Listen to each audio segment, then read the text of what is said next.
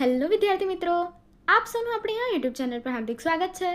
આજે હું લઈને આવી છું ધોરણ 6 વિષય ઇંગ્લિશ યુનિટ 1 હેલ્થ ઇઝ વેલ્થમાં સંપૂર્ણ લિસનિંગનું solution.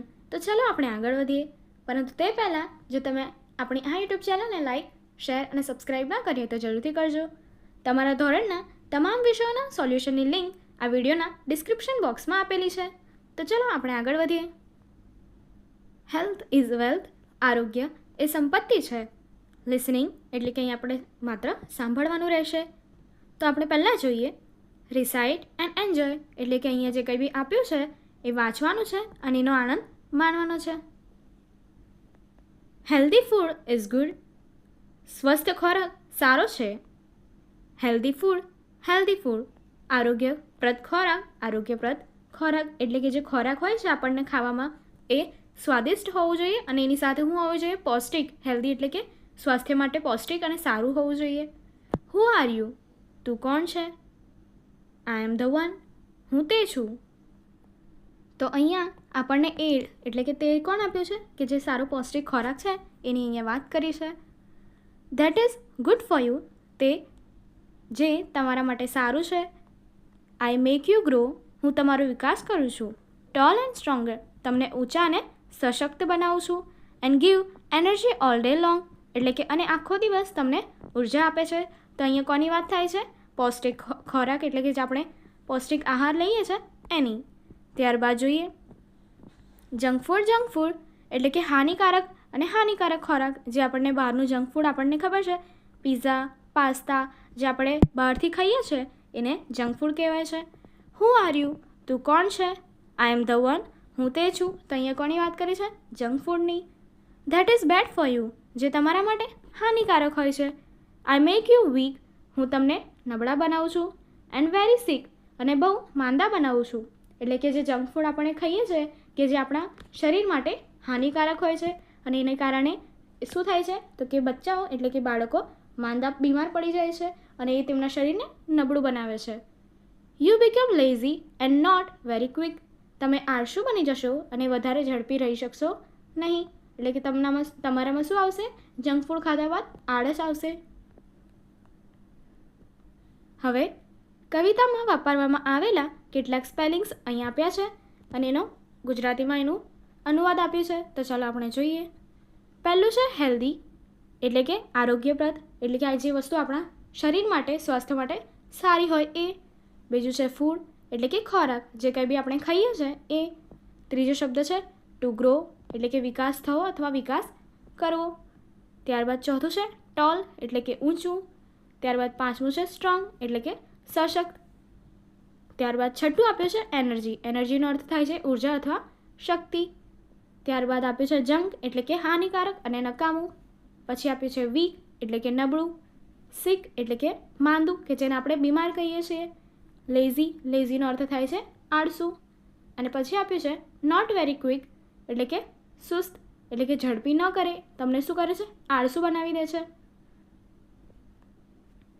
Find the rhyming words from the poem, કવિતામાંથી પ્રાસવાળા શબ્દો શોધીને આપણે અહીંયા લખવાના છે. કે જેવી રીતે તમે જોઈ શકો છો પહેલું આપ્યું છે શબ્દ મૂળ. તો કવિતામાં તમને જે શબ્દો આપ્યા હોય સરખા પ્રાસવાળા એ લખીશું. તો એની માટે અહીંયા આપણે લખીશું ફૂડ અને ગુડ. ત્યારબાદ આપણે બીજો શબ્દ છે ફોલ એટલે કે પડી જવું. એની માટે આપ્યું છે ટોલ એટલે કે ઊંચું અને ઓલ એટલે કે બધા. જેવી રીતે અહીંયા મૂળ એટલે કે અહીંયા આપણે મૂળની વાત કરી હતી. ત્યારબાદ ફૂડ એટલે કે ખોરાક અને ગુડ એટલે કે સારું. ત્યારબાદ ત્રીજું છે રોંગ એટલે કે કંઈક ખોટું. ત્યાં એની માટે આપ્યું છે અહીંયા સ્ટ્રોંગ એટલે કે આપણે શું કીધું હતું? સશક્ત. અને બીજો આપ્યો છે શબ્દ લોંગ એટલે કે લાંબુ. ચોથામાં આપ્યું છે ટીક એટલે કે ટીક કરવું. એની માટે આપ્યું છે સિક એટલે કે બીમાર કાં તો આપણે કહીએ માંદા પડવું. અને બીજો શબ્દ આપ્યો છે ક્વિક એટલે કે ઝડપી કરવું. એવી રીતે આગળ જોઈશું. લિસન ટુ ધ સ્ટોરી એટલે કે અહીં આપણે સ્ટોરી એટલે કે વાર્તા આપી છે એને આપણે સાંભળવાની છે. તો ચાલો જોઈએ. ફ્રોમ જંક ટુ જોય, જંકથી આનંદ સુધી. અહીંયા જંક એટલે કે અહીંયા જે જંક ફૂડ હોય છે એની જ વાત કરી છે. તો ચાલો જોઈએ. Radha, a school girl, was sitting sadly. She forgot her lunchbox. Just then, a fairy appeared. તો અહીંયા એનું અનુવાદન કીધું છે. રાધા નામની એક વિદ્યાર્થી હોય છે. એ શું કરે છે? ઉદાસ બેઠી હોય છે કારણ કે તે તેનું લંચ બોક્સ ભૂલી ગઈ હતી. એટલે કે જે બપોરનું જમવાનું હોય છે ટિફિન એ ભૂલી ગઈ હતી. ત્યાં જ એક પરી આવી જાય છે. એટલે કે શું થાય છે? એની સામે એક પરી પ્રગટ થાય છે.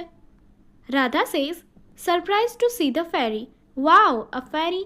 એટલે કે જે રાધા છે એ પરીને જોઈને આશ્ચર્યચકિત થઈ જાય છે અને કહે છે, અરે વાહ, પરી. ત્યારબાદ fairy says, yes I am. Why are you so sad. Fairy એટલે કે જે પરી કહે છે, હા હું પરી છું, તું આટલી ઉદાસ કેમ છે? Radha says, I don't have my lunch box. Radha કહે છે, મારી પાસે મારું લંચ બોક્સ નથી. એટલે કે જે બપોરનું ટિફિન હોય છે એ ભૂલી ગઈ છે. The fairy waved her magic wand and suddenly 5 colors lunchbox appeared in front of Radha. તો એનું અનુવાદન છે કે જે પરી છે એની જાદુઈ લાકડી જે હોય છે, અહીંયા આપણને તમે જોઈ શકો છો કે આ શબ્દ જે આપ્યો છે વેન્ડ, એનો અર્થ શું થાય છે? લાકડી. જાદુઈ લાકડી જે હોય છે એ ફેરવે છે અને એના સામે, રાધાની સામે અચાનક 5 રંગબેરંગી અલગ અલગ કલરના લંચ બોક્સ રાધાની સામે આવી જાય છે. Radha says, amazed, what are these. એટલે કે રાધા આશ્ચર્યચકિત થઈને કહે છે, આ શું છે? Fairy says, this are snacks for you.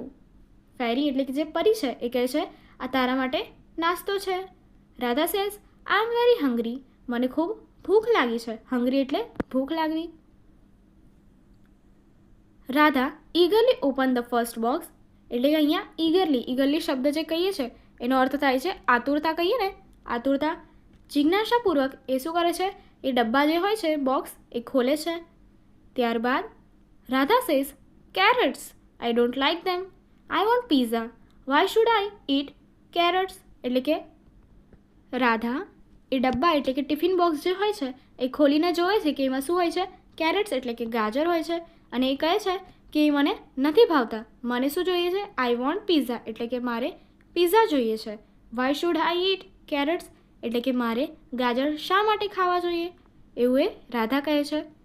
Ferry says, carrots have vitamin A. એટલે કે ફેરી એટલે જે પરી છે કહે છે કે કેરેટ્સ એટલે કે ગાજરમાં શું હોય છે? અહીંયા કીધું છે એ પ્રમાણે વિટામિન એ હોય છે. They will make your eyes sharper. એટલે કે એ તારી આંખોને તેજ, શાર્પરનો અર્થ થાય છે તેજ બનાવશે. Radha side and open the second box. એટલે કે રાધા જે હોય છે એ નિશાસો, સાઈડનો અર્થ શું થાય છે અહીંયા? નિશાસો એટલે કે નિરાશાની આશાથી શ્વાસ છોડે છે અને બીજું શું કરે છે? બીજો લંચ બોક્સ જે આપ્યો હતો સેકન્ડ નંબરનો એ ખોલે છે અને એમાં શું જુએ છે? રાધા સેઝ, સ્પિંચ. એવો ક્વેશ્ચન માર્કથી એ પૂછે છે અને એમાં સ્પિંચનો અર્થ શું થાય છે? પાલકની ભાજી. તો રાધા એવું કહે છે, પાલકની ભાજી. Fairy says, yes, it makes you stronger and gives you lots of energy. તો ફેરી એટલે કે જે પરી છે એ કહે છે, હા, તે તમને સશક્ત બનાવે છે. સ્ટ્રોંગ એટલે સશક્ત બનાવે છે. And gives you lots of energy. અને તમને શું આપે છે? એનર્જી. લોટ્સ ઓફ એનર્જી એટલે ઉર્જા આપે છે.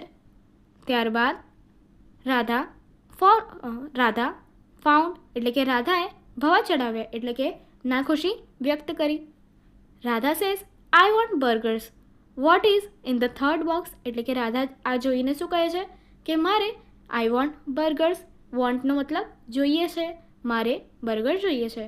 ત્યારબાદ એ કહે છે કે ત્રીજા બોક્સમાં શું છે? Fairy says, apples. They have fibres to keep your tummy happy. તો અહીંયા એ કહે છે કે સફરજન, એપલ્સ એટલે સફરજન. They have fibres to keep your tummy happy. એટલે કે તમારું પેટ સારું રાખવા માટે તેમાં રેસા હોય છે. એટલે કે જેવી રીતે આપણે વસ્તુ કુછ બી પૌષ્ટિક ખોરાક ખાઈએ છીએ એમાં પ્રોટીન હોય છે, કાર્બોહાઈડ્રેટ્સ હોય છે, એવી રીતે ફાઇબર હોય છે જે તમારા પેટ માટે સારું હોય છે. Radha open the fourth box and ગ્રોન્ડ.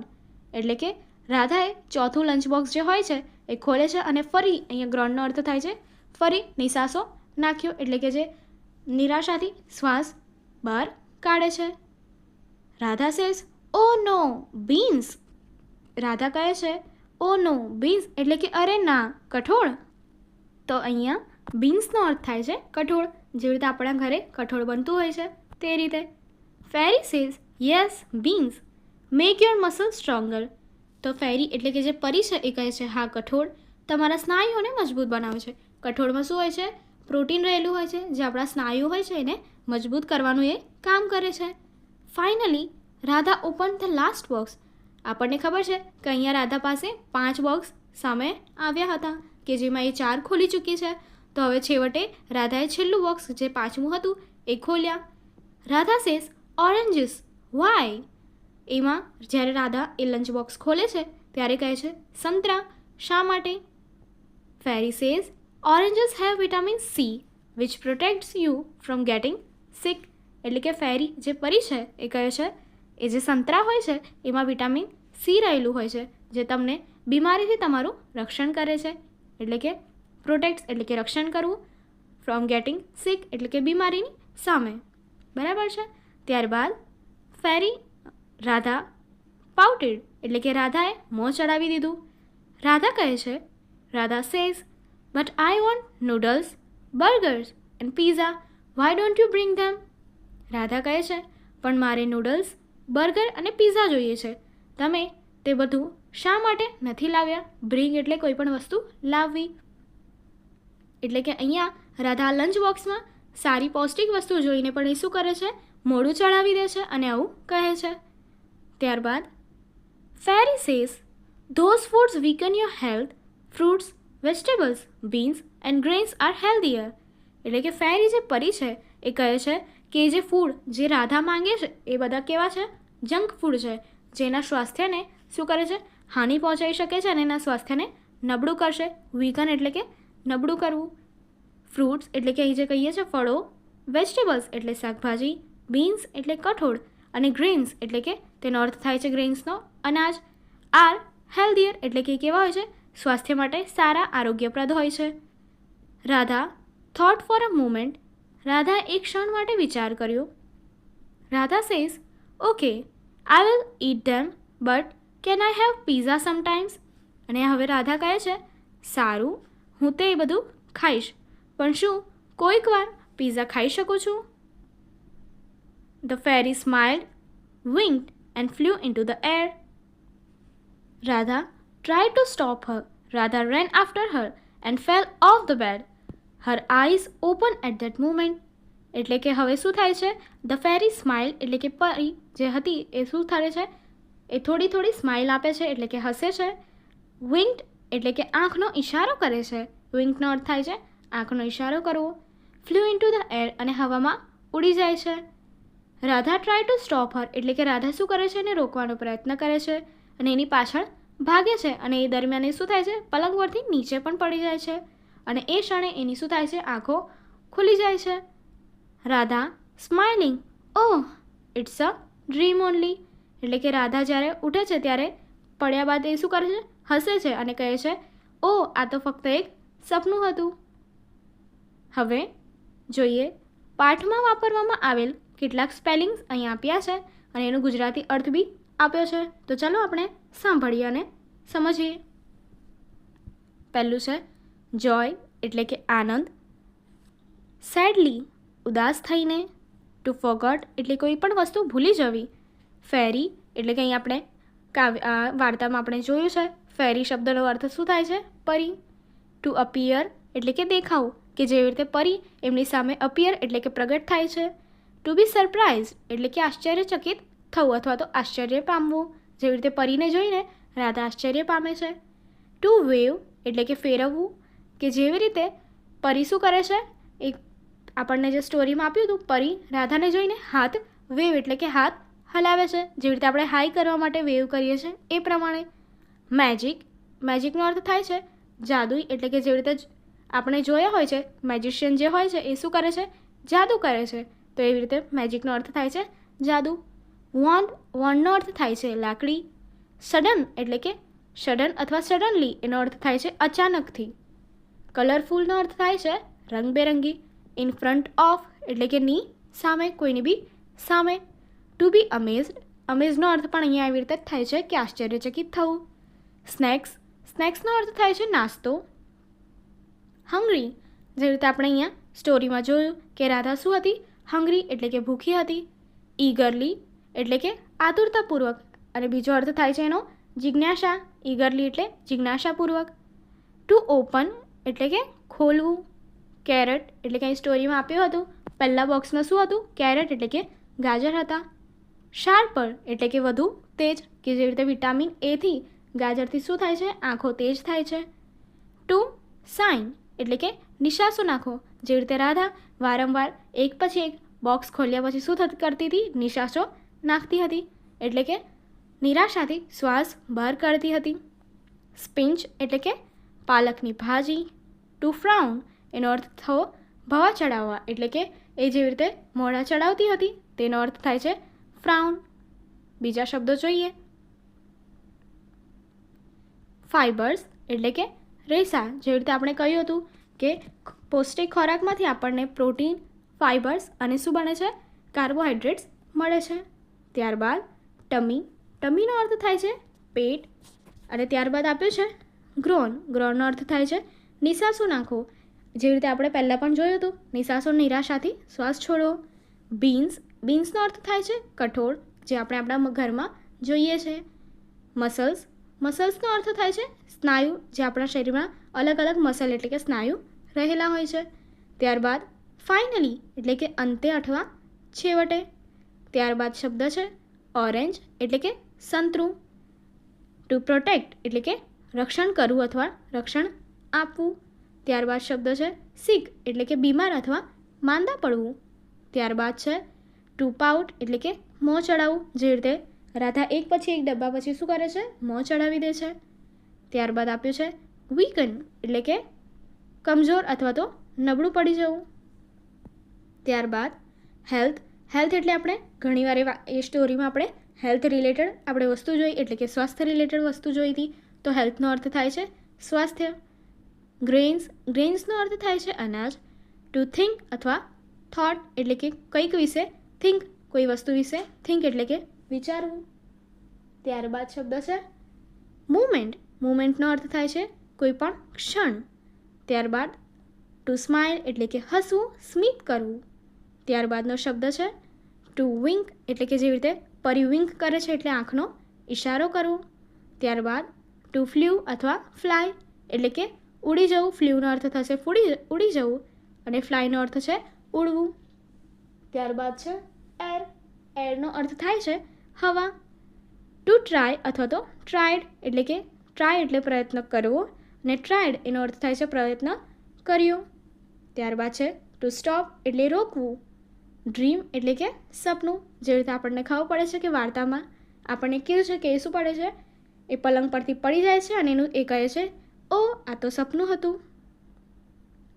હવે જોઈએ right what will the fairy say about this foods, healthy or unhealthy.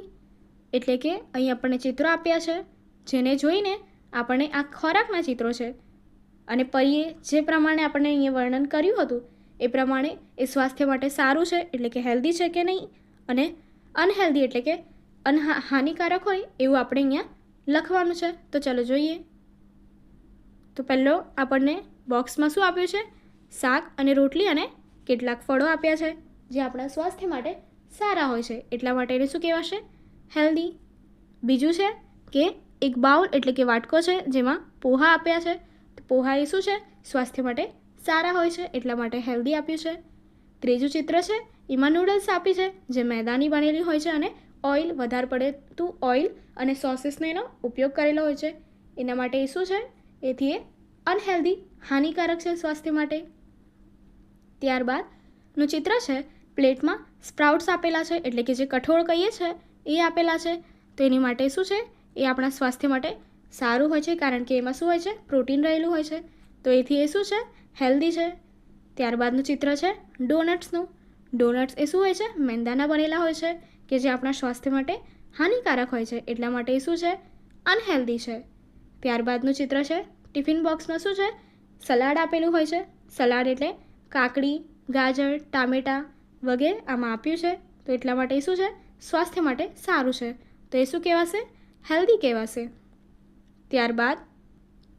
ત્યારબાદનું ચિત્ર આપેલું છે કે બે વાટકા એટલે કે બોલ્સ આપે છે જેમાં એકમાં રાઈસ છે અને બીજામાં દાળ છે, એટલે કે દાળ અને રાઈસ છે જે આપણા શરીર માટે સારું છે, પૌષ્ટિક આહાર છે, તો એ શું થશે? હેલ્ધી થશે.